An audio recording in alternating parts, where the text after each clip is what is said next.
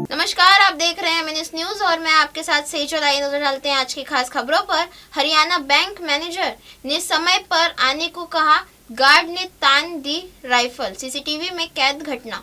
हरियाणा के जिंद जिले में स्थित दी जिंद सेंट्रल कोऑपरेटिव बैंक में एक चौंकाने वाली घटना सामने आई है। बैंक मैनेजर ने गार्ड को निर्धारित समय पर ड्यूटी पर आने के लिए कहा तो वह भड़क गया और मैनेजर पर राइफल तान दी।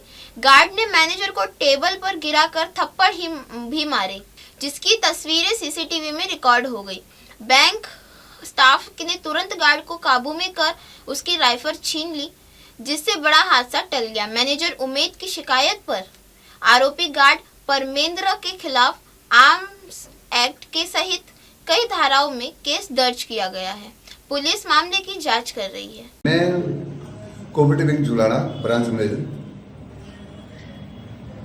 यहाँ कोऑपरेटिव बैंक में भी गनमैन था जो ठेके पे लगा हुआ था जी, जो गांव के तोली का परमेंद्र नाम है। उसने आते ही मैं अपनी सीट पर बैठा था, एकदम हमला बोला है और मेरी आंख पर बहुत जबरदस्त चोट लगी हुई। और वो जो हमारा स्टाफ था, मैं तो उसका धन्यवाद देता हूँ, नहीं तो गोली चलानी थी उसने ताकि वो छीने गई। किस बात को लेकर झगड़ा हुआ? झगड़ा कोई खास नहीं था। मैंने सिर्फ ये कह रखा था 4:45 से और 5:15 तक ड्यूटी देनी पड़ेगी। वो नहीं कहने मेरा टाइम ही नहीं है। मैंने रिटर्न में टाइम दिखा दिया, भाई ये रहा। जब तुम्हारा टाइम 4:10 से 5:15 है तो इस टाइम तो आपने रहना ही रहना पड़ेगा।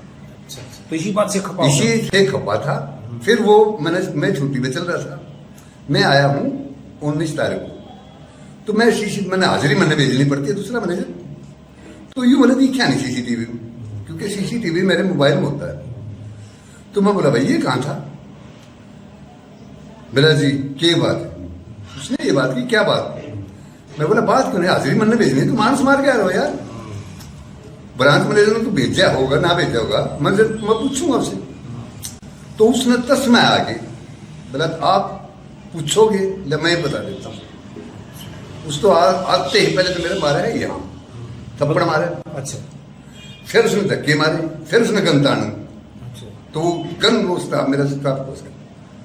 अगली खबर, ग्रेटर नोएडा में 22 वर्षीय युवती ने 16वीं मंजिल से कूदकर जान दी। ग्रेटर नोएडा के मिक्सुन ट्विन सोसाइटी में 22 वर्षीय युवती शालू ने 16वीं मंजिल से कूदकर आत्महत्या कर ली। वह एक निजी कंपनी में कार्यरत थी और अपने दोस्तों के साथ फ्लैट में रहती थी।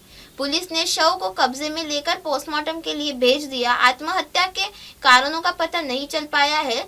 पुलिस जांच कर रही है। युवती के फोन पर बात करने के तुरंत बाद छलांग लगाई थी।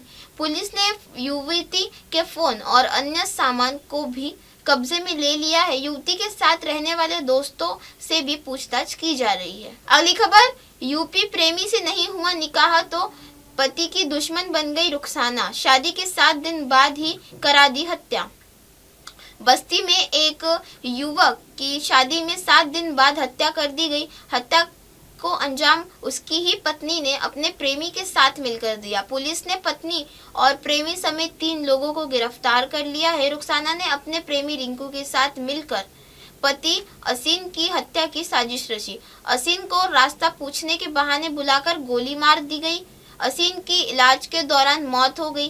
पुलिस ने बताया कि रुखसाना और रिंकू के बीच 3-4 सालों से प्रेम संबंध चल रहा था। रुखसाना अनीस से शादी नहीं करना चाहती थी, लेकिन घर वालों ने उसकी शादी अनीस से करा दी। पुलिस ने रुखसाना, रिंकू और शिव को गिरफ्तार कर लिया है। अगली खबर, सहारनपुर, पत्नी के अफेयर के शक में युवक की हत्या।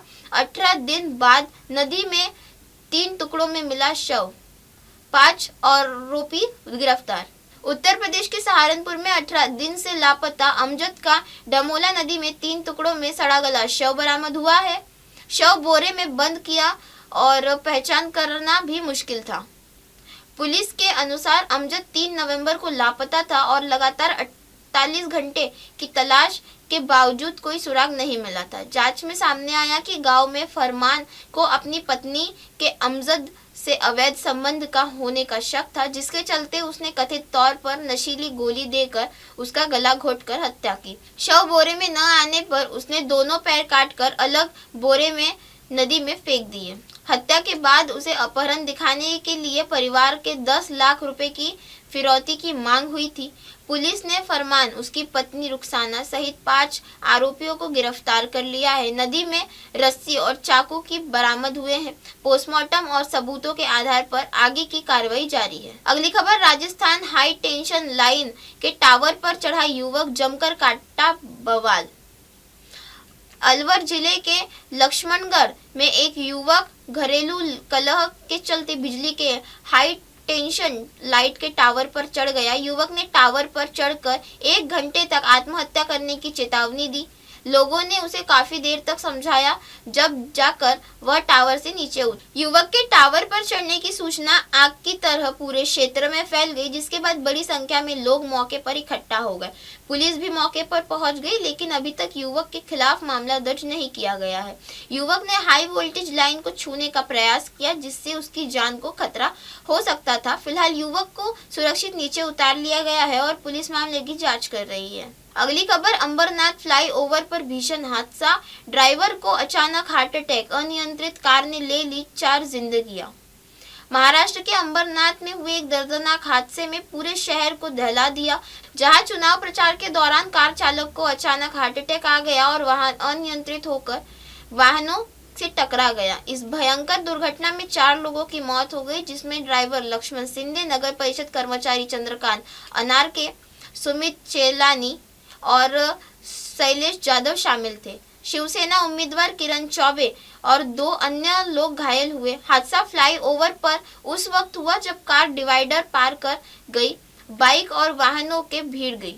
मौके पर मौजूद लोगों ने कार का कांच तोड़कर किरण चौबे को बाहर निकाला और अस्पताल पहुंचाया। पुलिस ने बताया कि शुरुआती जांच में हादसे का कारण ड्राइवर का अचानक हार्ट अटैक पाया गया। सीसीटीवी फुटेज और क्षतिग्रस्त वाहनों की जांच जारी है। अगली खबर, कोटा रेलवे स्टेशन पर सीपीआर से बची यात्री की जान। युवक को अचानक आया सीने में दर्द। कोटा रेलवे स्टेशन पर प्लेटफॉर्म नंबर 4 पर एक यात्री की जान जीआरपी कांस्टेबल गोविंद शर्मा की तत्परता से बच गई। 19 नवंबर की सुबह लगभग 7 बजे दयोदय एक्सप्रेस में यात्रा कर रहे 38 वर्षीय अविनाश को अचानक सीने में तेज दर्द आया और वह बेहोश होकर प्लेटफॉर्म पर गिर पड़े। उसकी पत्नी करिश्मा मदद के लिए चिल्लाई। ड्यूटी पर मौजूद कांस्टेबल गोविंद शर्मा तुरंत पहुंचे और लगभग 5 मिनट तक लगातार सीपीआर देना शुरू किया। इस दौरान अविनाश की सांसें लौट आई और होश में आ गए। अगर सीपीआर में थोड़ी भी देर होती तो स्थिति जानलेवा हो सकती थी। घटना के दौरान ट्रेन इंजन बदलने के कारण करीब 20 मिनट रुक रही थी। युवक की त्वरित मदद करने के बाद ट्रेन को कुछ मिनट अतिरिक्त रोका गया ताकि जरूरत पड़ने पर डॉक्टर की सहायता मिल सके। अविनाश ने बताया कि उन्हें पहले कभी ऐसी दिक्कत नहीं हुई थी। घटना के करीब 1 घंटे बाद जीआरपी टीम ने उन्हें फोन पर संपर्क कर स्वास्थ्य की जानकारी ली, जिसमें वे अब पूरी तरह सुरक्षित और स्वस्थ पाए गए। घटना का सीसीटीवी फुटेज सोशल मीडिया पर वायरल हो रहा है। अगली खबर, बढ़ती ठंड और बारिश के अलर्ट। दिल्ली में वायु गुणवत्ता बेहद खराब। भारत में बड़ी सर्दी और बारिश को लेकर मौसम विभाग ने अलर्ट जारी किया है। दिल्ली की हवा इस समय बहुत खराब श्रेणी में बनी हुई है। वजीरपुर में AQI 427, गाजीपुर में 422 और पंजाबी बाग में 370 दर्ज किया गया है। घर के अंदर भी जहरीली हवा फेफड़ों में जा रही है। मौसम विभाग के अनुसार मध्य प्रदेश में पश्चिमी इलाकों में 22 और 23 नवंबर को शीतलहर जारी रह सकती है।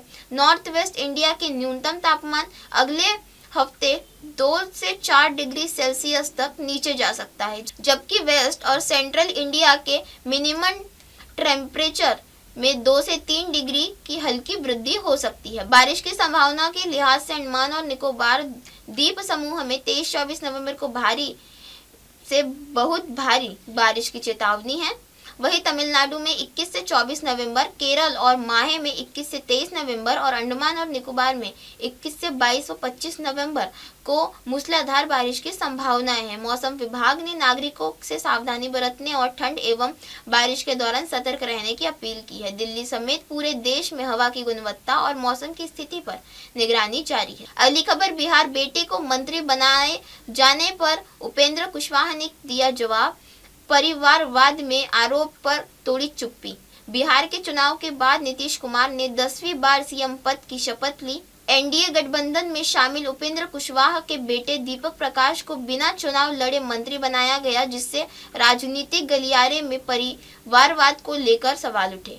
उपेंद्र कुशवाहा ने सोशल मीडिया पर कहा कि उनका यह कदम पार्टी के अस्तित्व और भविष्य को बचाने के लिए अनिवार्य था। उन्होंने कहा कि पूर्व में पार्टी के विलय जैसे फैसले लेने पर उन्हें तीखी आलोचना झेलनी पड़ती थी और इस बार की भी संकट के समय कठोर निर्णय लेना पड़ा। परिवारवाद के आरोपों पर उन्होंने लिखा, मेरी विवशता को समझिए, आलोचना चाहे जितनी हो, लेकिन निर्णय से पार्टी को शून्य तक पहुंचने से बचाया गया। उन्होंने आलोचकों को यह भी कहा कि सवाल जहर का नहीं था, वो तो मैंने पी लिया। बेटे दीपक को लेकर कुशवाहा ने कहा कि उन्होंने कड़ी मेहनत से कंप्यूटर साइंस में इंजीनियरिंग की डिग्री हासिल की है और अपने संस्कारों और काबिलियत के दम पर जनता की उम्मीद पर खरा उतरेगा। उपेंद्र ने स्पष्ट किया कि किसी भी व्यक्ति की पात्रता उसकी जाति या परिवार से नहीं, बल्कि योग्यता और काबिलियत से आंकी जाती है। उन्होंने सभी से आग्रह किया कि दीपक को साबित करने का वक्त दें। अगली खबर, अल्मोड़ा स्कूल के पास मिली 161 जिलेटिन की रॉड, बम डिस्पोजल टीम जांच में जुटी। उत्तराखंड के अल्मोड़ा जिले में सल्ट थाना क्षेत्र के राजकीय उच्च स्तर माध्यमिक विद्यालय डबरा के पास संदिग्ध वस्तुएं मिलने से हड़कंप मच गया। बच्चों ने जंगल में कुछ संदिग्ध चीजें देखी और तुरंत बच्चों ने जंगल में कुछ संदिग्ध चीजें देखी और तुरंत प्रधानाचार्य को जानकारी दी। सूचना मिलने पर पुलिस ने मौके पर पहुंचकर सूचना मिलते ही पुलिस ने मौके पर पहुंचकर पूरे इलाके में घेराबंदी कर दी। प्रारंभिक जांच में 161 जिलेटिन रॉड बरामद हुई। पुलिस ने इसे संदिग्ध सामग्री मानते हुए कानूनी कार्रवाई शुरू कर दी। फिलहाल बम डिस्पोजल और डॉग स्क्वाड टीमों को भी बुलाया गया है। एसएसपी देवेंद्र पिंचा ने बताया कि आसपास के इलाकों में भी तलाशी जारी है और 4 टीमों की जांच के लिए तैनात किया गया है। अज्ञात व्यक्ति के खिलाफ एफआईआर दर्ज कर ली गई है और मामले की गंभीरता को देखते हुए जांच बढ़ा दी गई है। जिलेटिन छड़ों का सामान्य इस्तेमाल सड़क पर निर्माण में होता है, लेकिन स्कूल के पास मिलने से सुरक्षा एजेंसियां सतर्क हैं। दिल्ली में लाल किले के बाहर धमाके के बाद सुरक्षा बढ़ा दी गई है। ऐसे में अल्मोड़ा की घटना को भी सावधानीपूर्वक जांच की जा रही है। कि ये हमारे सल्ट थाना क्षेत्र का मामला, जिसमें मांडीला के पास में डबरा गांव पड़ता है। डबरा गांव में स्कूल के पास में झाड़ियों में नीचे की तरफ में झाड़ियों में लगभग 161 जिलेटिन की छड़ें प्राप्त हुई। सूचना पर पुलिस, जो लोकल थाना पुलिस है, वो मौके पे पहुंची। उनके द्वारा उच्चाधिकारियों को सूचना दी गई। साथ ही साथ में बीडीएस को भी वहां पर बुलाया गया है। बीडीएस ने पूरी चीजों को वहां पर इंक्वायरी की, चेक की है वहां पर, और साथ साथ में आसपास के एरिया को भी सर्च किया गया है। इसमें उचित धाराओं में फिर इसमें एफआईआर दर्ज कर लिया गया है। माननीय न्यायालय के आदेश में उसमें आगे कार्रवाई की जा रही है। सामान्य तौर पर इन जिलेटिन की छड़ों का प्रयोग सड़क निर्माण के कार्यों में होता है, जिसमें चट्टान वगैरह तोड़ने में इसका प्रयोग करते हैं। लेकिन फिर भी ये किस पर्पज से, किस कारण यहाँ पर आई है, कहाँ, क्यों इस कारण यहाँ पर है, इसके विषय में हम गहनता से जांच करें। इसकी जांच के लिए 4 टीमें बना दी गई है, उसमें टीमें अपना काम कर रही है। इसी के साथ बने रहे देश और दुनिया की तमाम खबरों के साथ और देखते रहे MNS न्यूज। नमस्कार, मैं हूँ पूर्वा गोखले और आप मुझे देख रहे हैं सिर्फ MNS न्यूज पे। आप देख रहे हैं MNS न्यूज, सच जरूर।